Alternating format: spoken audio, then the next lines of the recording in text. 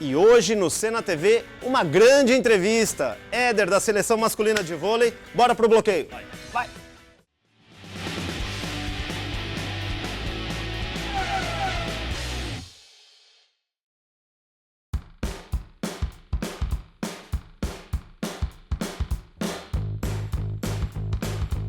Esse é o primeiro capacete do Ayrton, mas assim, que da época do kart. Nossa. Sensacional. Sensacional. É o segundo Pan-Americano de kart.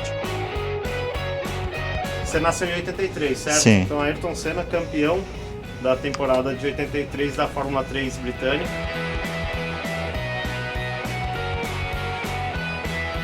Capacete de 88, ano do primeiro título mundial do Ayrton na Fórmula 1. A realização de um sonho hoje, não tem palavras para descrever, sério.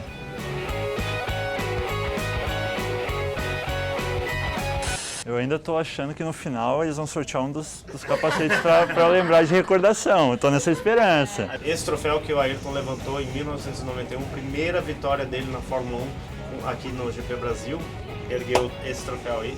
Você também vai ter a honra de poder erguer esse troféu. É o original mesmo? É o original. Nossa. É um troféu do Senna. Que é isso? E ele que assim, não conseguiu na primeira, ele teve que... Não vou beijar, só bate a foto. Tá, que meio tenso agora. Esse é o capacete de 91 usado, né, na temporada aqui, ele Sim. foi tricampeão e também na corrida do GP Brasil. Dá pra ver a evolução também do capacete, né? Umas pequenas... Mais leve também. É... Finalizar o troféu de 93 do GP Brasil, em corrida bem especial também. eu lembro que a Williams naquele ano lá, nossa... Olha, ele simplesmente, vou dar o currículo dele rapidinho, né, gente? Porque senão, ó, ele começou a jogar com 15 anos de idade e depois foi campeão dos Jogos Pan-Americanos e da Liga Mundial, 7 vezes campeão da Superliga, 4 vezes campeão da Copa Brasil, 10 vezes campeão estadual por 4 estados diferentes e mais recentemente conquistou a medalha olímpica de ouro nos Jogos do Rio 2016. Pô, quanta coisa, hein, cara? Eu já cansei aqui só de ver o seu currículo e a gente já vê um link imediato com Ayrton Senna, né? Que também se marcou com muitos recordes na Fórmula 1, no automobilismo.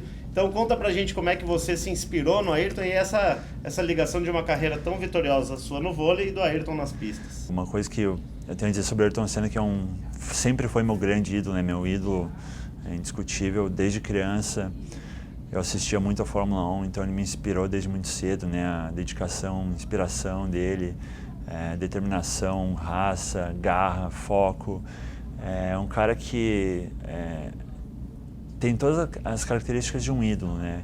É extremamente nacionalista, humilde, que é uma qualidade que eu admiro muito nele, nas pessoas. Então, ele é um cara extremamente humilde, né? Extremamente vencedor e humilde. Então, são coisas que até hoje eu levo para minha carreira e tento levar para dentro de quadra, né? Eu lembro que desde muito cedo eu já comecei a acompanhar a Fórmula 1, eu fiquei viciado desde cedo, assistia treino, assistia corrida, estava sempre ligado nas notícias, acompanhava jornal, qualquer notícia nova, todo final de ano quando ia ter troca de equipe.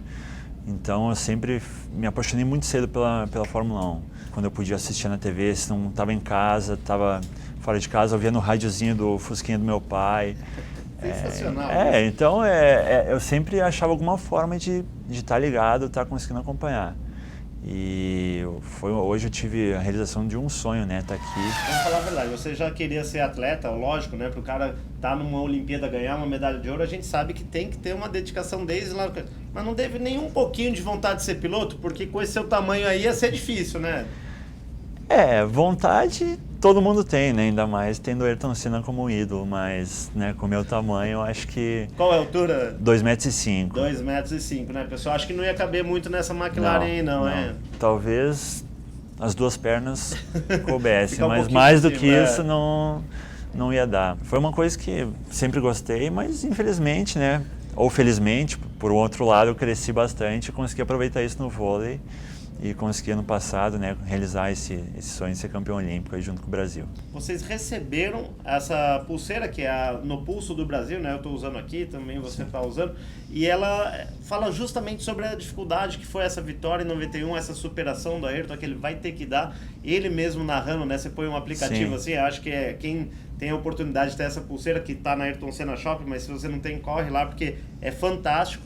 E eu imagino que vocês recebendo isso em plena Olimpíada, em plena Vila Olímpica, como é que esse espírito ali conseguiu impulsionar vocês rumo a esse ouro que era inédito no Brasil, né?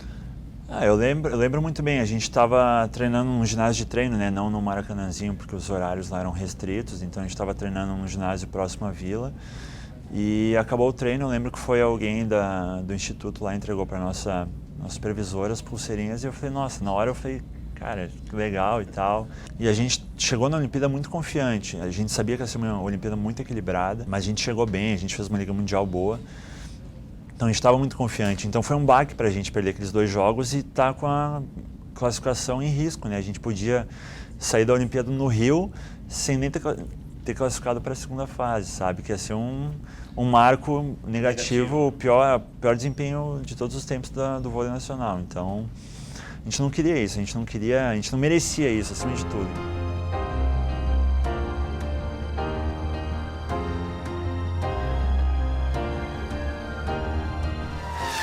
A pulseirinha, a história do Senna, não só para mim, mas acho que para a maioria do time é um grande ídolo, se não o maior, como é para mim. E veio muito a calhar assim, para o nosso time. Eu, ano passado, eu tive uma lesão que era para ter me tirado da Olimpíada 2 meses antes do começo da Olimpíada. Num jogo amistoso, tomei uma bolada e eu luxei o dedão esquerdo. Tive uma luxação que o dedo veio parar aqui embaixo. E o tempo de recuperação mínimo era 2 meses. Então eu estava fora. E assim, em 2008 eu tinha sido cortado, 2012 tinha sido cortado, sempre o último a ser cortado, e aquele ano eu estava dando o meu máximo do máximo que eu tinha que dar, e já começou, no primeiro amistoso aconteceu isso.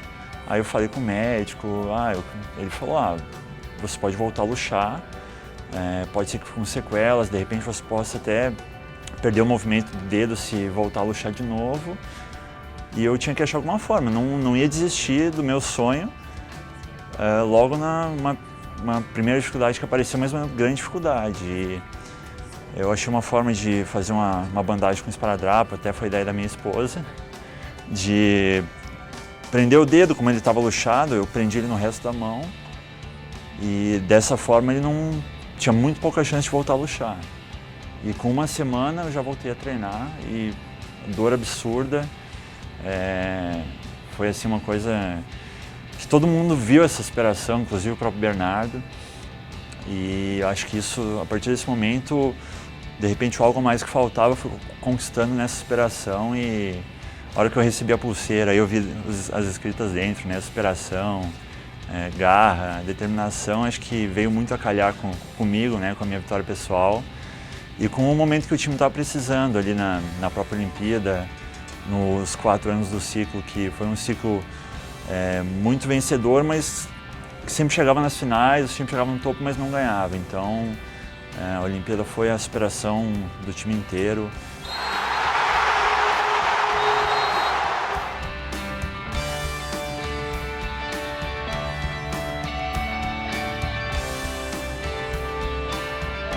Tem tudo a ver com a história dele, que é um exemplo, né, de tudo, né, de pessoa, de esportista, dedicação, humildade, patriotismo. Acho que eu sou um cara muito patriota e acho que eu aprendi muito isso com ele, então comecei a chorar.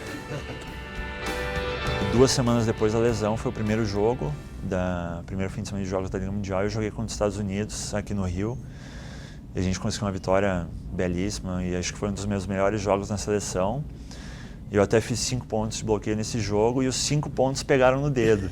Cara, olha, então, esse dedo salvou o Brasil.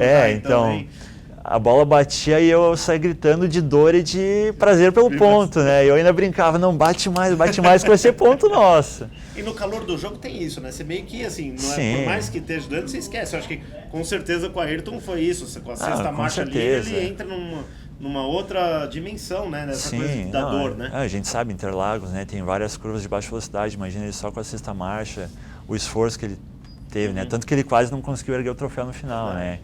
E então, você fazendo bloqueio. Eu fazendo bloqueio. E a partir daquele momento eu vi que tinha como continuar jogando, não ia me atrapalhar.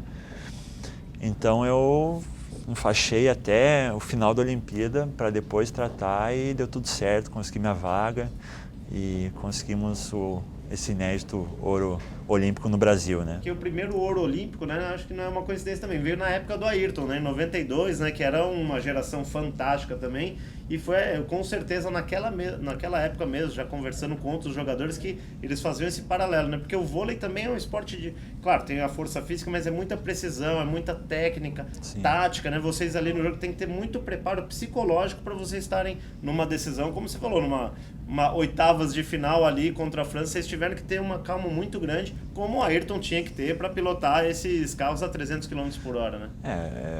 O Ayrton acho que é um dos maiores exemplos de foco que tem, né? Porque ele era um cara extremamente focado e, como ele mesmo falava, parece que quando ele entrava dentro do carro, tudo desaparecia, era só ele com a pista e era o que importava, nada mais importava para ele, ele fazia aquilo da melhor forma que ele podia. Então, acho que esse foco é uma coisa que foi fundamental para a gente.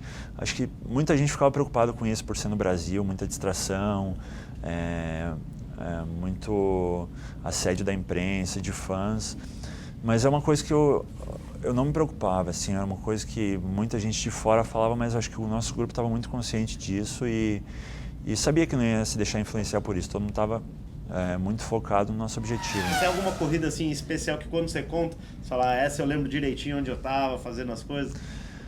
Eu acho que essa do Brasil com certeza marcou para todo mundo, é uma corrida muito marcante e eu acho que sempre que era Mônaco, as corridas de Mônaco eram impressionantes, acho que aquela que o Mansell ficou seguindo ele a prova inteira, acho que essa foi sensacional também, né? Porque a gente estava conversando antes, o carro da Williams era muito superior e, claro, a pista era difícil de ultrapassagem, mas a gente vê que nenhum outro piloto ia conseguir segurar o Mansell como o Senna segurou. E quando vocês ganharam a pulseira, eu imagino você é um grande fã de Ayrton Senna, né? O Wallace, eu sei que é um grande fã de automobilismo também. E o pessoal que todo mundo já conhecia a história do Ayrton, mesmo os mais novos, né? Que às vezes a gente tem que lembrar o seguinte, às vezes tem gente com, sei lá, 23, 24 anos que realmente não vai lembrar de corridas do Ayrton. Mas você vê que inspira várias gerações, o Ayrton? Com certeza, acho que todos lá dentro conhecem, né? Mesmo os mais novos, tinha o Douglas, que era o caçula lá do time, ele não conseguiu acompanhar, mas com certeza ele sabe, né? Conhece da história e acho que assim, os que ficaram mais, vários, né? Mas os que eu sei que ficaram mais emocionados foi eu, o Wallace, o William, que é um grande fã também, o Bruninho, o Lipe também. O Lipe até tem um capacete na casa dele, que depois da Olimpíada a gente foi jogar em Curitiba, a gente foi na casa dele, ele tem um capacete também, que eu fiquei morrendo de inveja do capacete dele. Nos últimos 4 anos eu estou jogando com o Wallace, né? E a gente sempre vai andar de kart, só que eu peso 108 quilos, ele pesa 90. Gente, 18 e quilos assim, numa pista indoor, vou te falar, é de 4 a 5 décimos a cada 10 quilos, é uma coisa absurda. E assim, por exemplo, que a gente foi competir, ele ganhou, mas foi por causa do peso, não por causa da habilidade, sabe? É sempre eu e ele na liderança. Então, muito obrigado aí pela sua presença e está mais do que convidado para voltar aqui com seus colegas da Seleção Brasileira. Com certeza, cara. Foi um prazer muito grande. Valeu, obrigado. Valeu, um abraço. Valeu. Um abração. Tá aí, pessoal, muito legal o papo com o Éder, né? Contar como o Ayrton Senna inspirou essa conquista da medalha de ouro da seleção masculina de vôlei. Então, curte aí o vídeo, dá uma olhada nos outros também. E ó, essa pulseira aqui tá lá na Ayrton Senna Shop, você também pode ter a sua, tá bom? Até a próxima, valeu!